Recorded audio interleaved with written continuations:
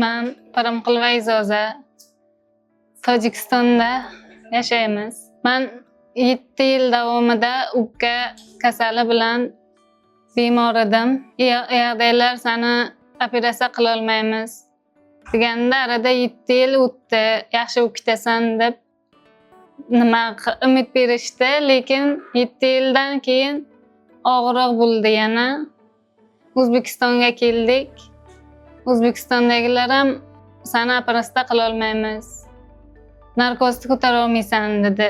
Undan keyin Hindistonga keldik. So eventually she developed something called chronic calcified empyema, which means there's pus outside the lung, and also there's deposition of calcium along the pleural linings, which makes this a very distressing and painful condition. She has one chance at this surgery, which is called an open decortication and empymectomy. Nimalarda tushuntirdilar, operatsiyada nima kechishini, nima bo'lishini tushuntirdilar. It was a very long surgery. It took us about 5-6 hours to remove all the pus and the organized calcium on the pleura.